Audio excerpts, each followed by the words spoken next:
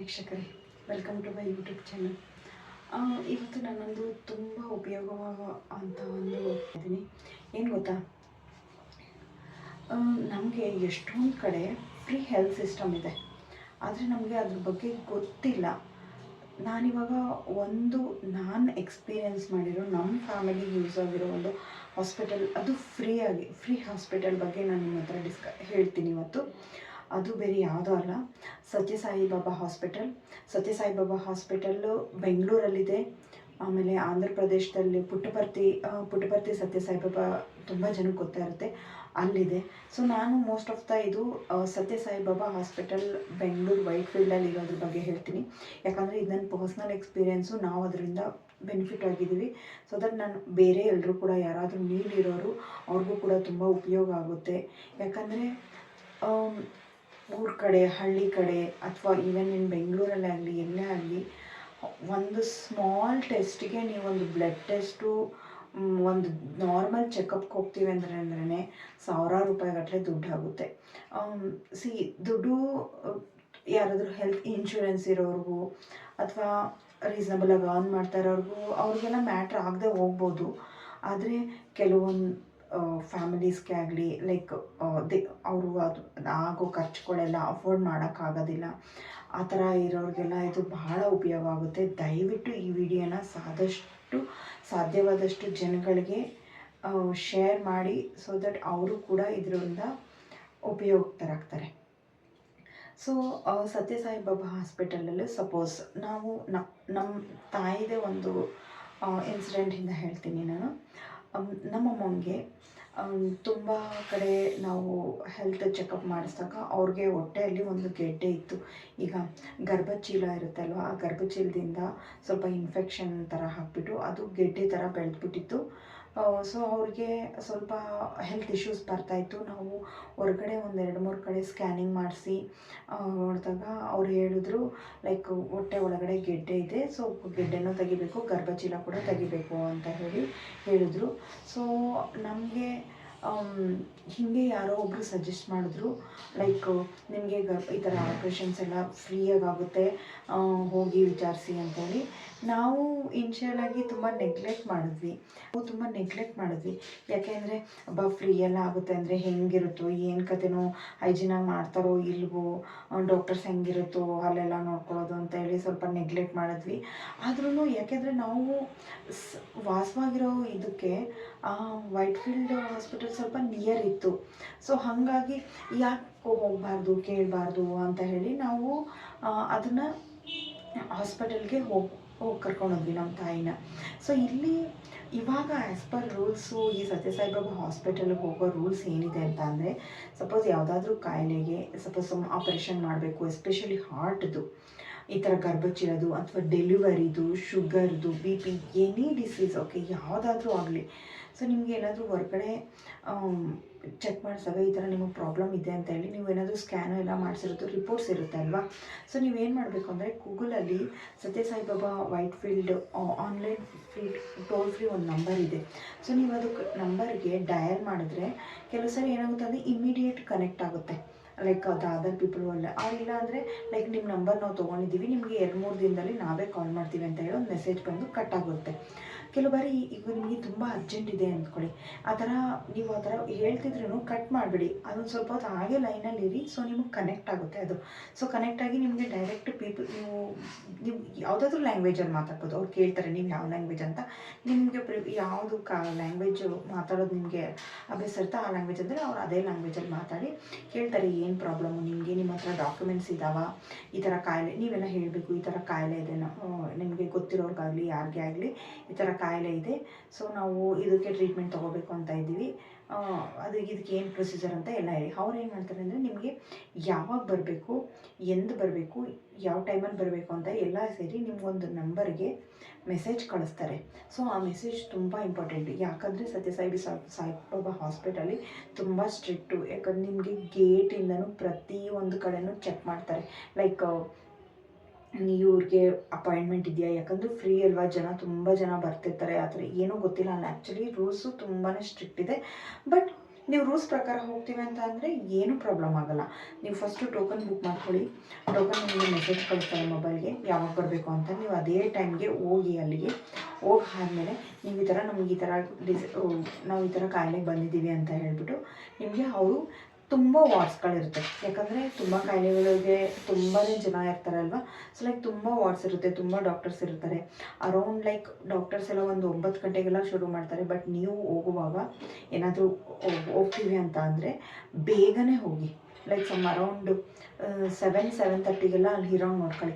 Don't worry, ನಿಮಗೆ ತಿಂಡಿ ಊಟದಲ್ಲೇ ಯೋಚನೆ ಮಾಡಿಬಿಡಿ. ಅಲ್ಲೇ ತಿಂಡಿ ಊಟ ಎಲ್ಲ ಸಿಗುತ್ತೆ ಮತ್ತು ಕಮ್ಮಿ ರೇಟಲ್ಲಿ ಸಿಗುತ್ತೆ. 15 ರೂಪಾಯಿ 20 ರೂಪಾಯಿಗೆಲ್ಲ ಒಂದು ಫುಲ್ ತಿಂಡಿ ಕೊಡ್ತಾರೆ. ಅದರಲ್ಲಿ 2-3 ವೆರೈಟಿ ಇರುತ್ತೆ. ಮತ್ತು 30 ರೂಪಾಯಿನ ಎಷ್ಟೋ ತೊಗೊಂಡು ಊಟ ಕೊಡ್ತಾರೆ. ಚಪಾತಿ, ಅನ್ನ, ಸಾಂಬಾರು ಎಲ್ಲ ಇರುತ್ತೆ, ಫುಲ್ ಮೀಲ್ಸ್ ಇರುತ್ತೆ. ಸೊ ನೀವು ಊಟ ತಿಂಡಿದಂತೂ ಯೋಚನೆ ಮಾಡಿಬಿಡಿ, ಡೈರೆಕ್ಟಾಗಿ ಬೇಗನೆ ಹೋಗಿ. ಬೇಗ ಹೋದ್ಮೇಲೆ ನಿಮಗೆ ನೀವೊಂದು ಡಾಕ್ಟರ್ಗೆ ನಿಮ್ಮನ್ನು ಅಲೋಕೇಟ್ ಮಾಡ್ತಾರೆ. ಸೊ ನೀವು ಈ ಡಾಕ್ಟರ್ ಹತ್ರ ಹೋಗಬೇಕು ಅಂತ ಹೇಳ್ತಾರೆ. ಸೊ ಅಲ್ಲಿ ಆಲ್ರೆಡಿ ತುಂಬ ಜನ ಇರ್ತಾರೆ ನಿಮಗಿಂತೂ ಮುಂಚೆ ಬಂದಿರೋರು. ಸೊ ನಿಮ್ಮ ಟೋಕನ್ ಬರೋವರೆಗೂ ನೀವು ವೆಯ್ಟ್ ಮಾಡಿ. ನೀವು ವೆಯ್ಟ್ ಮಾಡಾದ್ಮೇಲೆ ಅವ್ರು ಹೋಗಿ, ನೀವು ಮುಂಚೆ ಏನಾದರೂ ರಿಪೋರ್ಟ್ ತೊಗೊಂಡೋಗಿರ್ತೀರ ಅದೆಲ್ಲ ಮ್ಯಾಂಡೇಟ್ರಿ ತೊಗೊಂಡು ಹೋಗಲೇಬೇಕು. ನಿಮ್ಮ ಆಧಾರ್ ಕಾರ್ಡ್ ಕೂಡ ತೊಗೊಂಡೋಗ್ಬೇಕು. ತೊಗೊಂಡೋದ್ಮೇಲೆ ಅವರು ಇದಕ್ಕಿಂತ ಮುಂಚೆ ಮೇ ಬಿ ಒಂದು ನೀವು ಫಸ್ಟ್ ಟೈಮ್ ರಿಜಿಸ್ಟರ್ ಆಗಿ ಇನ್ನೂ ಮಾಡಿಲ್ಲ ಅಂತಂದರೆ ಒಂದು ರಿಜಿಸ್ಟ್ರೇಷನ್ ಪ್ರಾಸೆಸ್ ಇರುತ್ತೆ. ಏನಿಲ್ಲ, ಪೇಷಂಟ್ ನೇಮ್ ಬರ್ಕೋತಾರೆ, ಒಂದು ಆಧಾರ್ ಕಾರ್ಡ್ ತೊಗೊಂಡು ಒಂದು ಕಾರ್ಡ್ ಥರ ಕೊಡ್ತಾರೆ. ಸೊ ಆ ಕಾರ್ಡ್ ಇದ್ರೆ ಏನಾಗುತ್ತೆ ಅಂದರೆ ನೆಕ್ಸ್ಟ್ ಟೈಮ್ ನೀವು ಬಂದಾಗ ನಿಮ್ಮದು ಪ್ರತಿಯೊಂದು ಡೇಟಾ ಕೂಡ ಅಲ್ಲಿ ಸ್ಟೋರ್ ಆಗಿರುತ್ತೆ. ಸೊ ದಟ್ ವಿತ್ ದಟ್ ಆ ಕಾರ್ಡ್ ನಂಬರು ಸಿಸ್ಟಮಲ್ಲಿ ಚೆಕ್ ಮಾಡಿ ನೀವು ಏನಕ್ಕೆ ಬಂದಿರೋಂತೆಲ್ಲ ಸ್ವಲ್ಪ procedure, next further procedure easy ಆಗುತ್ತೆ. ಸೊ ಅದಕ್ಕೋಸ್ಕರ ಒಂದು ರಿಜಿಸ್ಟ್ರೇಷನ್ ಪ್ರಾಸೆಸ್ ಮಾಡಿ, ಸರಿನಾ? ಸೊ ನಿಮಗೆ ಇವಾಗ ನಿಮಗೆ ಯಾವ ಡಿಸೀಸ್ ಅಂತೇಳಿ ಒಬ್ಬರು ಡಾಕ್ಟ್ರಿಗೆ ನಿಮ್ಮನ್ನು ಅಲೋಕೇಟ್ ಮಾಡಿರ್ತಾರೆ. ಸೊ ನೀವು ಅದು ನಿಮ್ಮ ಟೋಕನ್ ವೆಯ್ಟ್ ಮಾಡಿ. ಸೊ ನಿಮ್ಗೆ ಬಂದಾಗ ಅಲ್ಲಿ ಏನೇ ಆದ್ರೂ, ಸಪೋಸ್ ನೀವು ನಮ್ಮ ತಾಯಿಗೆ ನಾವು ಗರ್ಭಚೀಲದಲ್ಲಿ ಇನ್ಫೆಕ್ಷನ್ ಇದೆ, ಗೆಡ್ಡೆ ಇದೆ, ನಾವು ಅದನ್ನು ತೆಗೆಸ್ಬೇಕು ಅಂತ ಹೋಗಿದ್ದು. ಸೊ ಅವ್ರು ಏನು ಮಾಡ್ತಾರೆ, ಮತ್ತೆ ಎಲ್ಲನೂ ಸ್ಕ್ಯಾನ್ ಮಾಡ್ತಾರೆ. ಎಲ್ಲನೂ ಸ್ಕ್ಯಾನ್ ಮಾಡಿ, ಸೊ ಲೈಕ್ ನಿಮ್ಗೆ ಏನಾದರೂ ಇನ್ನೂ ಬೇರೆ ಥರದ ಕಾಯಿಲೆಗಳಿದಾವ, ಆ ಗೆಡ್ಡೆ ಎಷ್ಟು ಲೈಕ್ ತುಂಬ ಸೀರಿಯಸ್ ಇದೆಯಾ, ಆರ್ ಎಸ್ ಲೈಕ್ ಆಪ್ರೇಷನ್ ಆದರೆ ಕ್ಯೂರಬಲ್ ಸ್ಟೇಜಲ್ಲಿ ಇದೆಯಾ, ಆರ್ ಎಸ್ ಲೈಕ್ ಆಪ್ರೇಷನ್ನೇ ಮಾಡಬೇಕಾ ಅಥವಾ ಮೆಡಿಸನ್ನಿಂದನೂ ಕ್ಯೂರ್ ಆಗ್ಬೋದು, ಎಲ್ಲ ಅನಲೈಸ್ ಮಾಡು ಅವ್ರು ನಿಮ್ಗೆ ಹೇಳ್ತಾರೆ.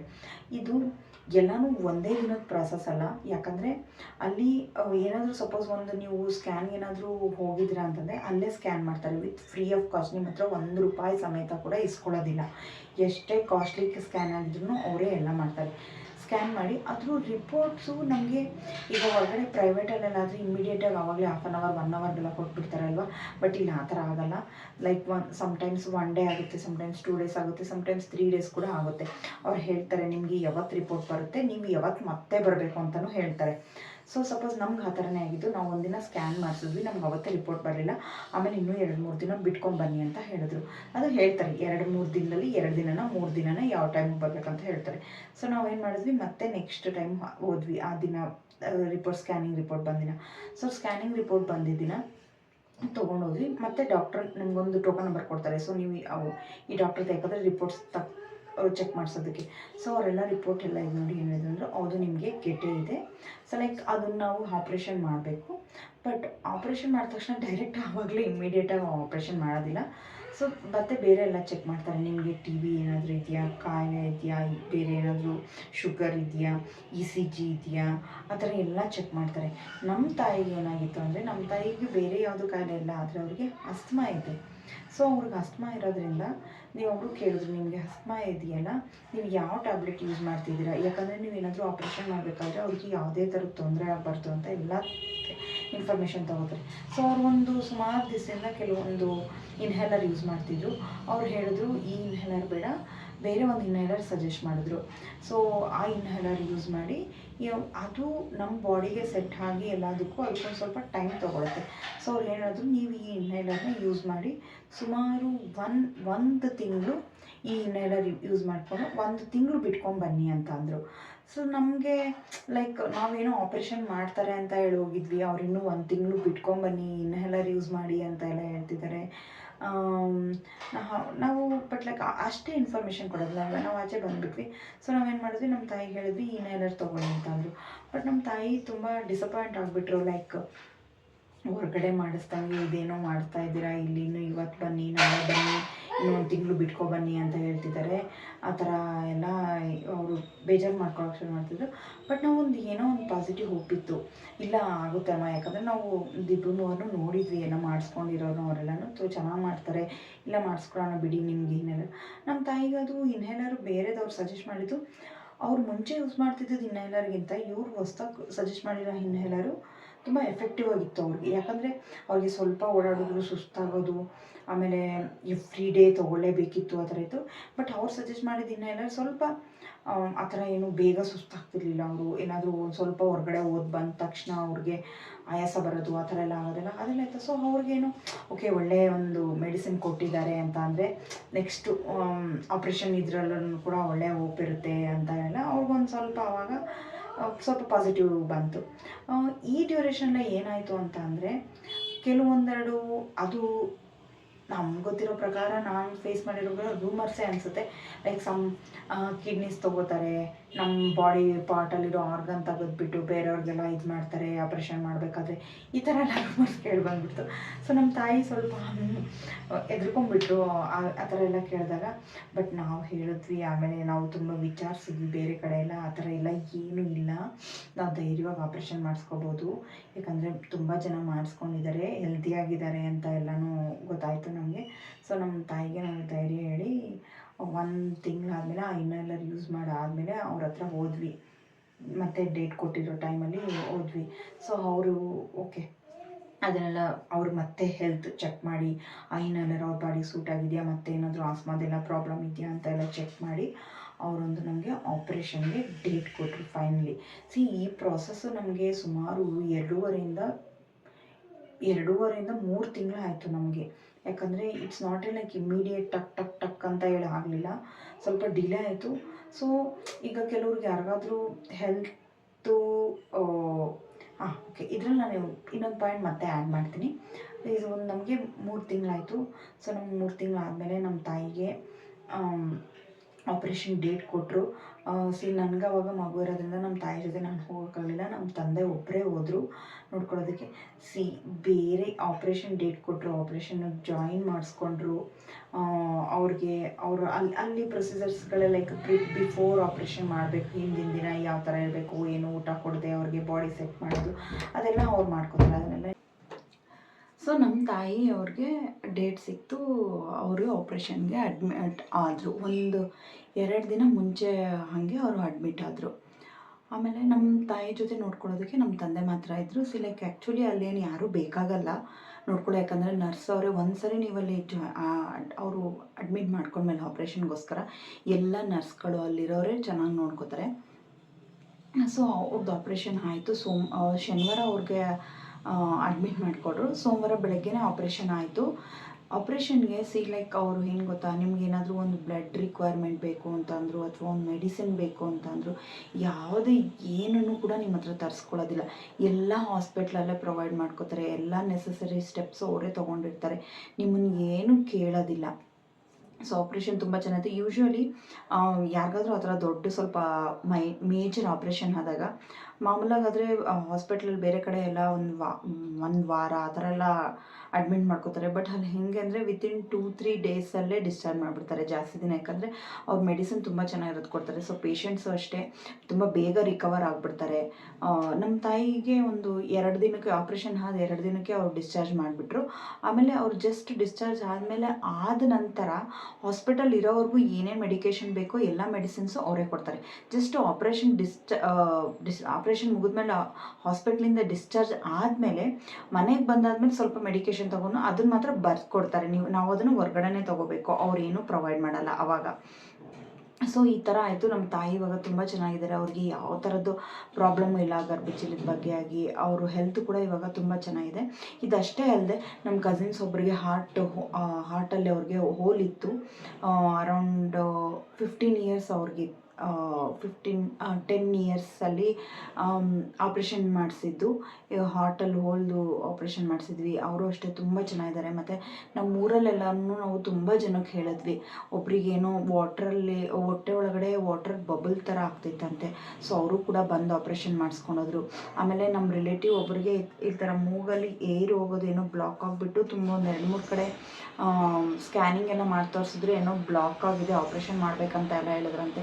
ಅವ್ರು ಇಲ್ಲಿ ಸತ್ಯಸಾಯಿಗೆ ಬಂದು ನಾವು ರೆಫರ್ ಹೇಳಿದ್ವಿ ಈ ಥರ ಆಪ್ರೇಷನ್ ಅಂದರೆ, ಪಾಪ ಅವರು ಸ್ವಲ್ಪ ಎಕನಾಮಿಕಲಿ ವೀಕ್ ಇದ್ದರು. ನಾವು ಈ ಥರ ಹೇಳಿದ್ವಿ, ಇಲ್ಲಿ ವಿಚಾರಿಸಿ ಏನಾದರೂ ಹೆಲ್ಪ್ ಆಗ್ಬೋದು ಅಂತ. ಸೊ ಅವ್ರು ಬಂದು ಅವ್ರು ಜಸ್ಟ್ ಮೆಡಿಸಿನ್ ಬರ್ಕೊಟ್ಟಿದ್ದಾರೆ. ಆ ಮೆಡಿಸಿನ್ ತೊಗೊಳೋದ್ರಿಂದ ಇವಾಗ ಅವರಿಗೆ ಏನು ಬ್ರೀತಿಂಗ್ ಪ್ರಾಬ್ಲಮ್ ಇಲ್ಲ, ಆಪ್ರೇಷನ್ ಇಲ್ಲದೇ ಅವ್ರು ಇವಾಗ ಚೆನ್ನಾಗಿದ್ದಾರೆ. ಇದಲ್ಲದೆ ನಾವು ತುಂಬ ಜನಕ್ಕೆ ಏನಾದರೂ ಲೈಕ್ ಈ ಥರ ಹಾರ್ಟ್ದು ಏನಾದರೂ ಇಶ್ಯೂ ಇರೋರು, ಯಾವುದಾದ್ರೂ ತುಂಬ ಸ್ವಲ್ಪ ಮೇಜರಾಗಿ ಏನಾದರೂ ಆಸ್ಪತ್ರೆ ಇರೋದನ್ನು ನಾವು ತುಂಬ ಜನಕ್ಕೆ ಹೇಳ್ತೀವಿ. ಸುಮಾರು ಜನ ಬಂದು ಇಲ್ಲಿ ಹೆಲ್ಪ್ ಲೈಕ್ ಏನು ವಸತಿ ಇದೆಯೋ ಅದನ್ನು ಉಪಯೋಗಿಸ್ಕೊತಿದ್ದಾರೆ. ಸೊ ನಿಮ್ಮಿಂದ ನಾನು ಕೇಳ್ಕೊಳ್ಳೋದೇನೆಂದರೆ, ಈ ವಿಡಿಯೋನ ಆದಷ್ಟು ತುಂಬ ಜನಗಳಿಗೆ ತಲುಪಿಸಿ, ಸೊ ದಟ್ ಅವರು ಕೂಡ ಅದರಿಂದ ಉಪಯುಕ್ತರಾಗ್ತಾರೆ. ನೀವು ಈ ವಿಡಿಯೋ ಶೇರ್ ಮಾಡಲಿಲ್ಲ ಅಂದರೂ ಪರವಾಗಿಲ್ಲ, ಅಟ್ಲೀಸ್ಟ್ ಈ ಇನ್ಫಾರ್ಮೇಷನ್ ಶೇರ್ ಮಾಡಿ. ಎಷ್ಟೋ ಜನಕ್ಕೆ ನೀಡಿರುತ್ತೆ. ಯಾಕಂದರೆ ಯಾವುದೇ ಒಂದು ಆಸ್ಪತ್ರೆದು ಖರ್ಚು ಅಂದ್ರೂ ಥೌಸಂಡ್ಸಲ್ಲಿ, ಇವಾಗಂತೂ ಥೌಸಂಡಲ್ಲಿ ಆಗೋದೇ ಇಲ್ಲ, ಎಲ್ಲ ಲಕ್ಷಗಳೇ ಬೇಕು. ಸೊ ನಾವು ಈ ಥರ ಆದರೂ ಸಹಾಯ ಮಾಡಿದವ್ರು ಆಗ್ತೀವಿ ಅಲ್ವಾ. ನಮಸ್ಕಾರ.